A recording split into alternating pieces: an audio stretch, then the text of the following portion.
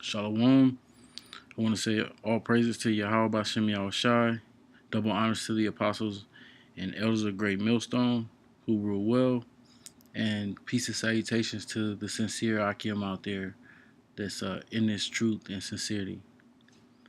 I want to jump into a lesson regarding the kingdom is coming, or the kingdom is here. The kingdom is almost here. It's already been played out in the heavens, in the spiritual realm. We're just waiting for it to be played out here in the physical realm and on the earth. First scripture I want to jump into, I'm going to start at Zephaniah 3 and 13. It says, the remnant of Israel shall not do iniquity, nor speak lies, neither shall a deceitful tongue be found in their mouth. For they shall feed and lie down, and none shall make them afraid. So the way you can determine who the elect is they're going to be speaking the truth. They're not going to be speaking lies. They're not going to mix uh, doctrines, or the doctrine's not going to sway from left to right. And they're going to feed the people. That's how you can know that the apostles are the men that were set up through the Spirit. Because in Jeremiah 3 and 15, it tells you, I will give you pastors according to my heart that shall feed you with knowledge and understanding. So the elect, the remnant, will be teaching this word in sincerity and truth, and basically will be coming out with the truth whether it offends people or not. They're gonna proclaim that truth. Verse 14: Sing, O daughter of Zion, shout, O Israel, be glad and rejoice with all thy heart, O daughter of Jerusalem. The Lord had taken away thy judgments, he had cast out thine enemies. The King of Israel, even the Lord, is in the midst of thee. Thou shalt not see evil anymore. Because when Yahweh Shai comes back, he's going to take this so-called white man down and take away thy judgments. Taking away our judgments is talking about the curses, taking these curses away from Israel. In that day it shall be said to Jerusalem, fear thou not, and to Zion, let not thine hands be slack. The Lord thy power in the midst of thee is mighty. He will save, he will rejoice over thee with joy. He will rest in his love. He will joy over thee with singing. I will gather them that are sorrowful for the solemn assembly, who are of thee, to whom the reproach of it was a burden. Behold, at that time I will undo all that afflict thee. Now, what afflicts us first and foremost is these curses. Deuteronomy 28 and starting at verse 15 on down. These curses is what's afflicting our people first and foremost, and then also our oppressor, which is the so-called white man, and along with the other nations, they're afflicting our people, and our people don't even know it. So we're getting afflicted by our curses from our Heavenly Father, Yahweh Yahweh Shai, and then we're receiving part of those affliction is the hell that's getting put on our people by the other nations. And I will save her that halted, and gather her that was driven out, and I will get them praise and fame in every land where they were put to shame. Because when you go into Deuteronomy, the 28th chapter, it says, and thou shalt, Deuteronomy 28:37, and thou shalt become an astonishment, a proverb, and a byword among all nations, whither the Lord shall lead thee. So just quick going to a proverb, which is a parable saying, a byword, similitude, parable, basically something that you're being known as. And when you get byword, sharp words, sharp, cutting words, taunt. That's the point. Our people get these taunting words. We getting taunted, and like words like nigger, spick, wetback, beaner, porch monkey. And I want to give an example of porch monkey. It says this is from Google. The definition of illustration of what the word porch monkey is. The term porch monkey was most commonly used in the United States as a derogatory term against African Americans. It refers to blacks being thought of as lazy, as if they have nothing better to do than to just sit at their front porch of their homes. And they got a picture here of Jake. You can tell, you can see the neighborhood looks like a Jake neighborhood, and you got the cars in the front yard. You got Jake just on the porch and in the front yard.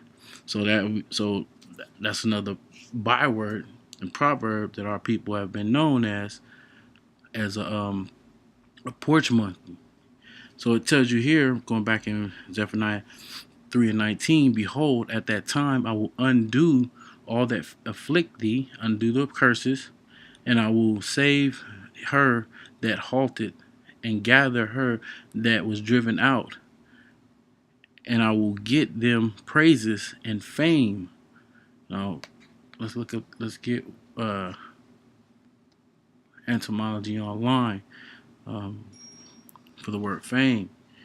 It says character attributed to someone, celebrity, renown, fame, reputation, renown, rumor, talk, rumor, report, reputation, public opinion, renown, good reputation. And to look up the Hebrew word for fame should be similar to that. It's the Hebrew word shem, which means name. Name, reputation, fame, glory, the name as designated of the Most High, memorial, monument. The Most High's monument to Zion, if I'm not mistaken, in the Hebrew. Basically, the name that the Most High originally supposed to have is not Negro or African American or Mexican or Guatemalan or Brazilian or so forth and so on, the names that are the nation of Israel is known as today, as well as the derogatory proverbs and bywords that our people are known as today. Our true name is Yasharahla. He is the Prince of the Power, because we're the Son of the Most High.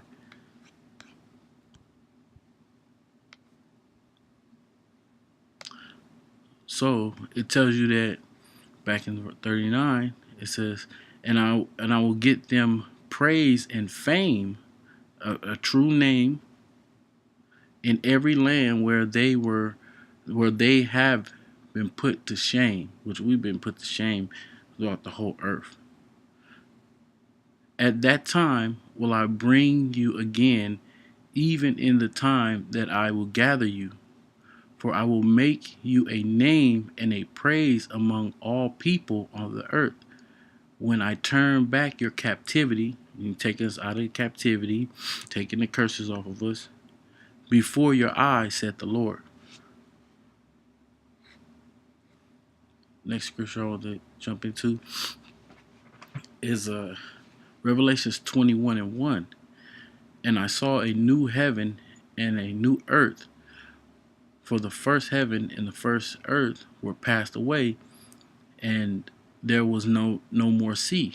And I, John, saw the holy city, New Jerusalem, come down from the Most High out of heaven, prepared as a bride adorned for her husband. That's talking about new rulership. The new heaven is talking about rulership. It's talking about this society going down, the rulers of this society going down, and the kingdom of heaven being ushered in to which is the kingdom of heaven is belongs unto Israel, and the new city coming down is those the Most High's men, the elect men coming off the chariots with being extraterrestrial beings, being superhuman powers, with spiritual powers coming off the ships to restore order across the whole earth. And the husband and it says also prepared as a bride adorned for her husband. And that bride is the nation of Israel, elect of the nation of Israel, and that husband is Yahweh Shai. And I heard a great voice out of heaven saying, Behold, the tabernacle of the Most High is with men, and he will dwell with them, and they shall be his people, and the Most High himself shall be with them, and be their power.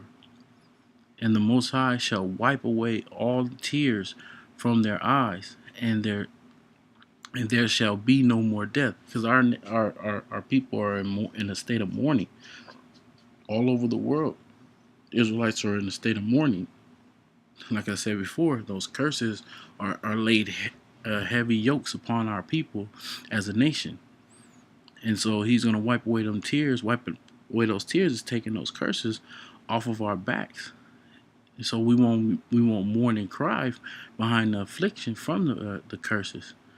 And in the state that our people are in, that lowest state, he's going to take us from the bottom and put us on top. So those tears will be turned to tears of joy, then smiles.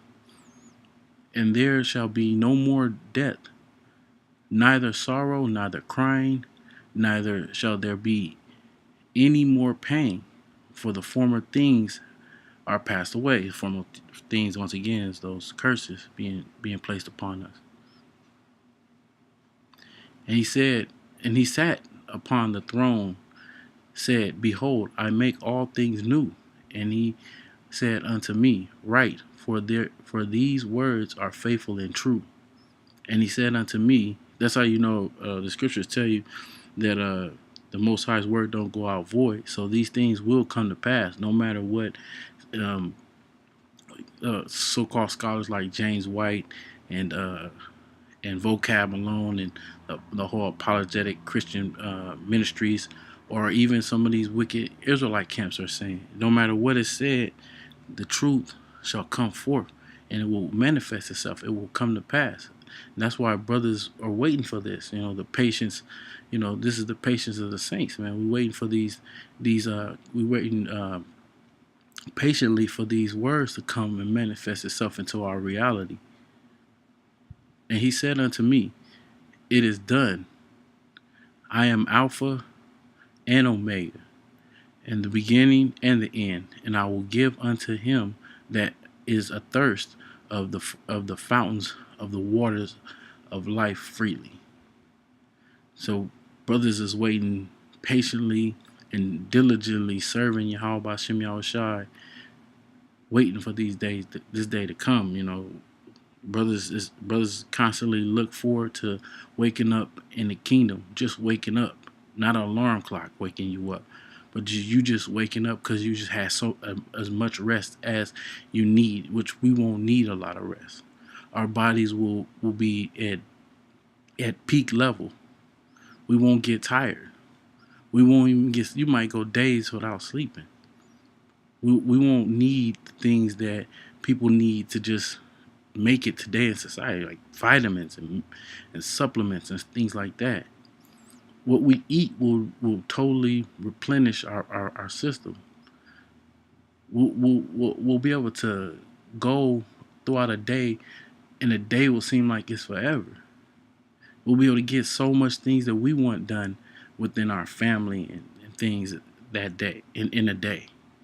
But at the same time, that's going to be hell upon Esau and the other nations, which is another part of the beautiful kingdom that's coming.